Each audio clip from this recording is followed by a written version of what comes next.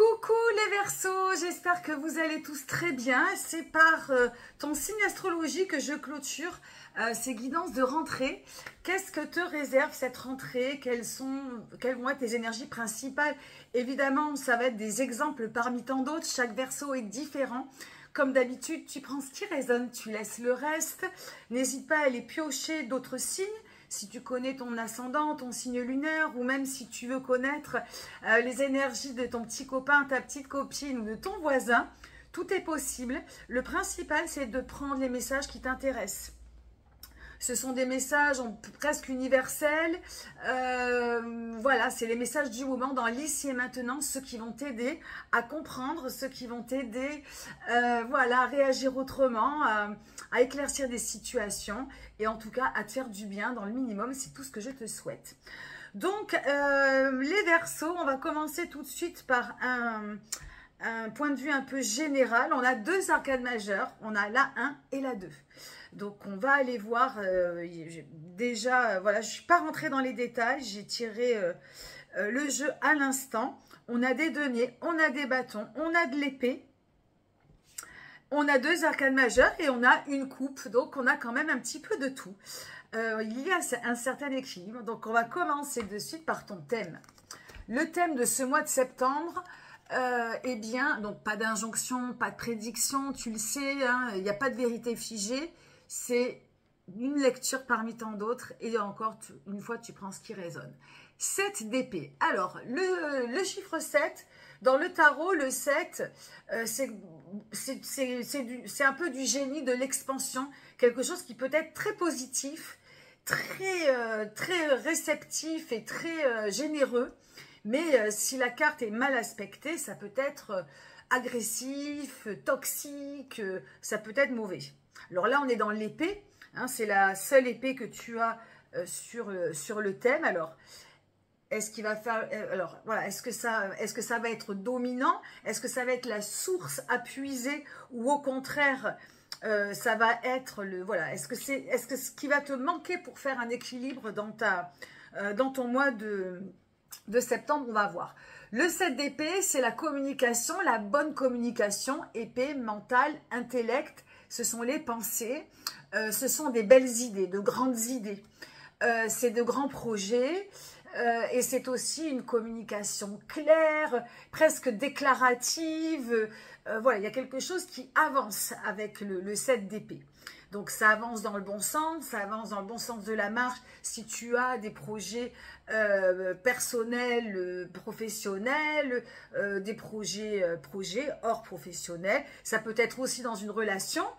Il y a quelque chose de clair qui avance.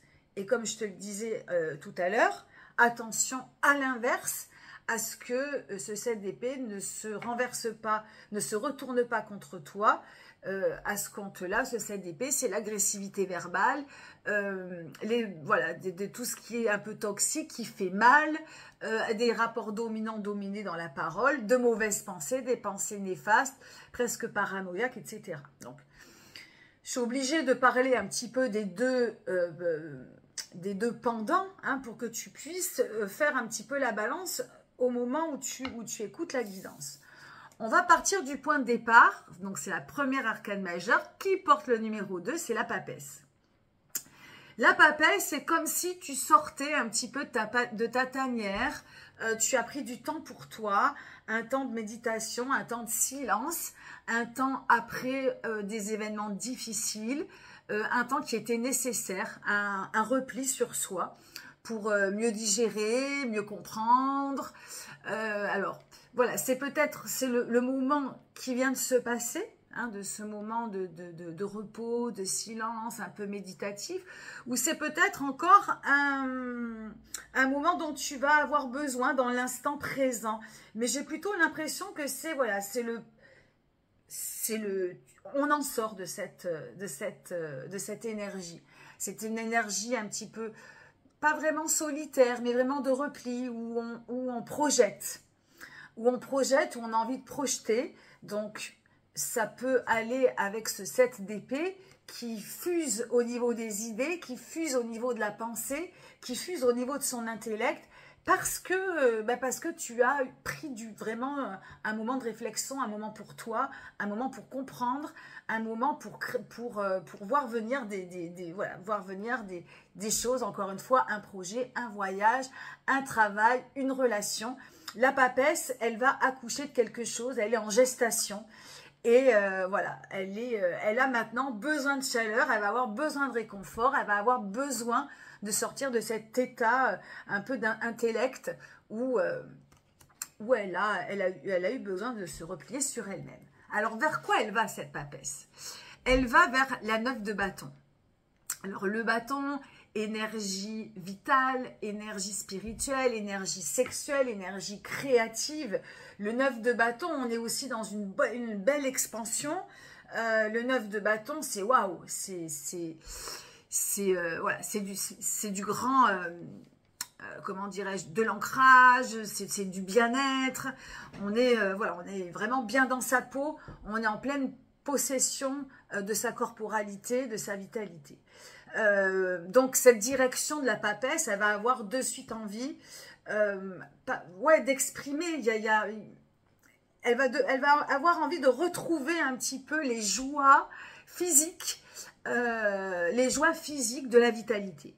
En fait, c'est comme si elle avait été un petit peu coupée de ses 5 sens, dans un mode plutôt de réflexion donc sur elle-même, après peut-être des coups durs, ou voilà, ou des fois on a vraiment besoin de se couper des énergies extérieures voilà, parce qu'on a besoin de se ressourcer. Et là, la direction du mois de septembre, ça va être de retrouver ses 5 sens en fait. Son désir, ses envies, sa corporalité, peut-être sa sexualité, sa confiance en soi, voilà, c'est vraiment tout ce qui est lié à la corporalité au sens et à la vitalité.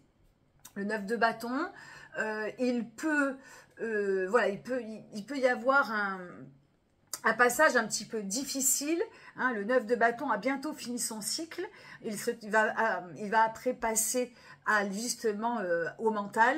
Donc il peut y avoir, comment dirais-je,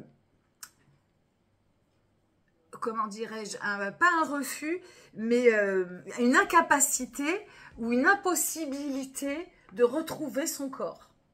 Donc cette papesse, elle a peut-être été trop habituée à vivre seule, à vivre refermée sur elle-même.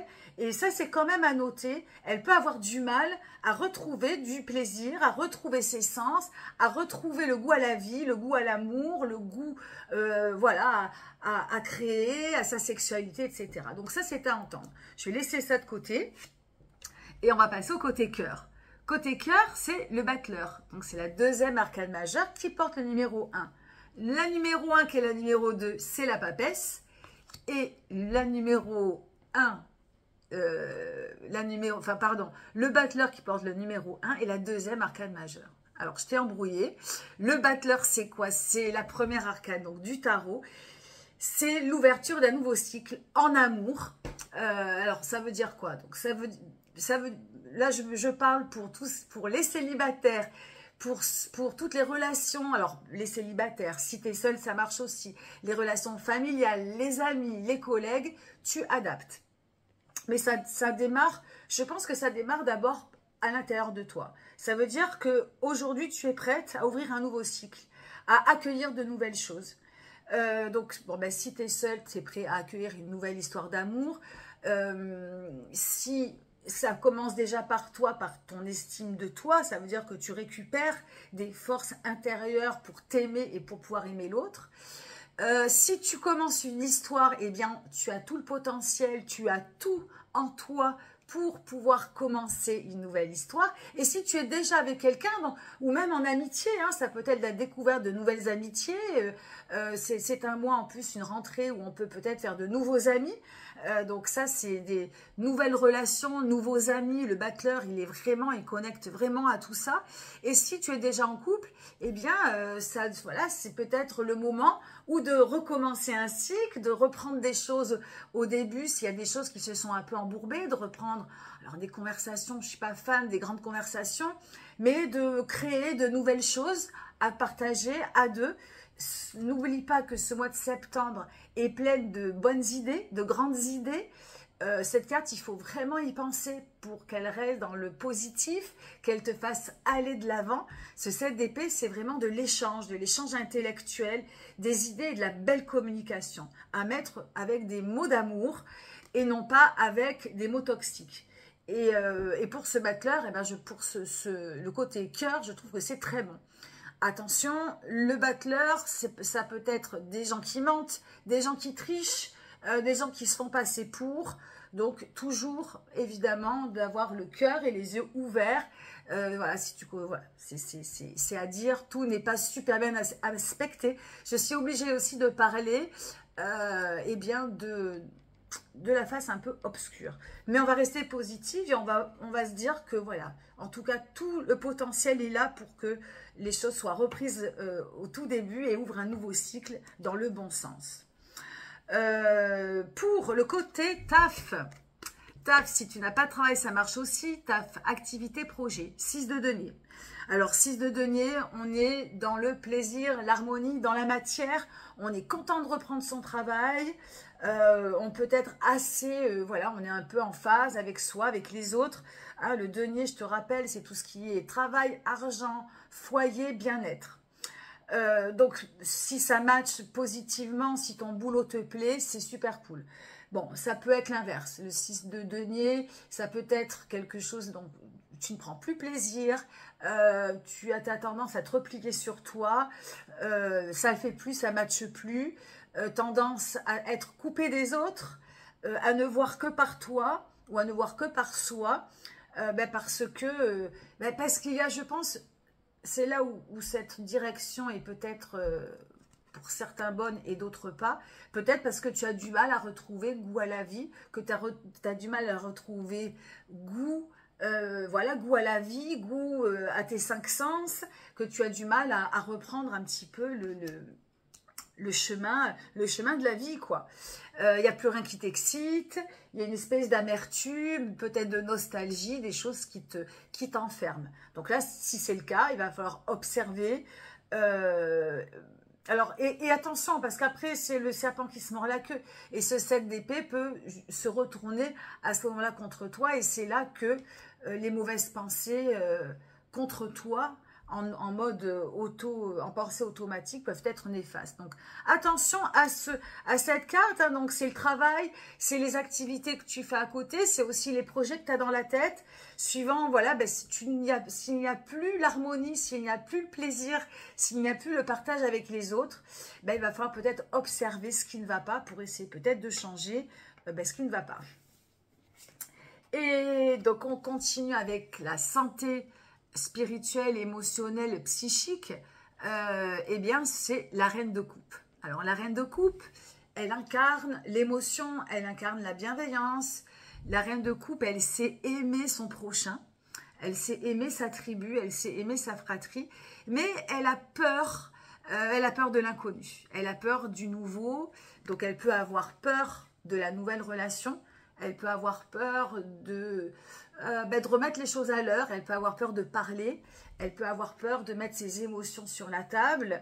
Voilà, j'entends dans cette carte beaucoup de peur parce que n'oublions pas que si cette lecture te parle, eh bien tu sors d'une période de solitude, d'une période peut-être fragile, d'une période où tu t'es replié sur toi-même, d'une période où tu as peut-être perdu confiance en toi, en l'autre ou aux autres.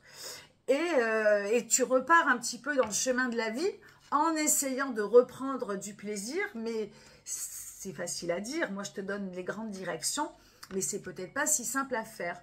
Et cette reine de coupe, elle reste donc du coup un peu fragile. Elle a un petit peu peur. Donc, évidemment, il est bon de rester en protection, mais il est bon aussi de mettre à nu ses émotions, de pouvoir en parler, de pouvoir se rassurer, de pouvoir retrouver de l'estime pour toi. Je pense que ce qui est le plus important, et je te l'ai dit, tout ce que je dis, même dans le côté émotionnel, ça commence d'abord par soi. On ne peut pas avoir de belles relations si d'abord on ne s'aime pas, si on ne récupère pas de l'amour pour soi et de l'estime pour soi. Et donc, du coup, si on fait ce travail-là, bah, après, on peut être capable d'être aimé et d'aimer, tout simplement. Donc, cette reine de coupe, elle est importante voilà, à retrouver de l'amour, de la douceur pour toi-même, de la gentillesse, à te protéger voilà, des gens qui te feraient pas du bien. Ce 7 d'épée, ça peut être ça aussi, hein. Ça, c'est un sujet, c'est un thème. Donc, autant ça peut être dans des choses que toi, tu vas dégager, mais ça peut être aussi des choses qui viennent de l'extérieur. À ce compte-là, ben, cette carte-là, va falloir t'en protéger. Cette carte-là, c'est les autres. C'est des autres qui peuvent mal parler, qui peuvent te paraître comme une agression.